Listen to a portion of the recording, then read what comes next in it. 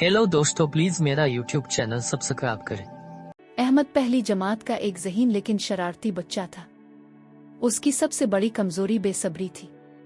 वो हर काम में जल्दबाजी करता और गहराई से सोचने या इंतजार करने की आदत ना रखता। क्लास में भी यही हाल था।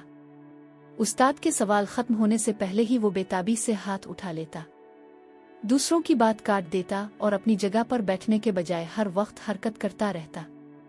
अहमद की क्लास टीचर उस्ताद एक निहायत साबिर और मेहरबान खातून थी। वो जानता था कि अहमद ज़हीन है, लेकिन वो ये भी समझता था कि सब्र और तहम्मुल जिंदगी में कामयाबी के लिए बहुत ज़रूरी है। एक दिन उस्ताद क्लास में चंद बीज लेकर आए। उन्होंने बच्चों को बताया कि वो सब मिलकर स्कूल के मैदान में एक खूबसूरत बागीचा बनाएंगे। हर बच्चे को बीज दिए गए और हिदायत की गई कि उन्हें ज़मीन में बोएं और रोज़ाना उनकी देखभाल करें। अहमद बहुत खुश था। इसने जोश से अपना बीज ज़मीन में बोया, रोज़ इसे पानी दिया और बागीचे की सफाई करता रहा। लेकिन एक दिन गुजरने के बाद जब अहमद ने देखा कि बीज से कोई पौधा नहीं निकला, तो वो परेशान हो गया।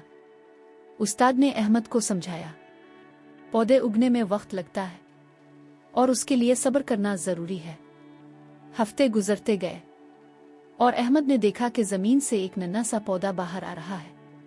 वो रोज़ इसे पानी देता और देखभाल करता। कुछ दिन बाद इस पौधे पर एक नन्ही सी पीली कुल्ली नमूदार हुई। अहमद ने इस कुल्ली के फूल बनने का इंतजार किया और हर दिन इसकी खूबसूरती को महसूस किया। फिर एक सुबह अहमद ने देखा कि वो नन्ही कुल्ली एक खूबसूरत सूरजमुखी के फूल में तब्दील हो चुकी है। इसका दिल खुशी से झूम उठा।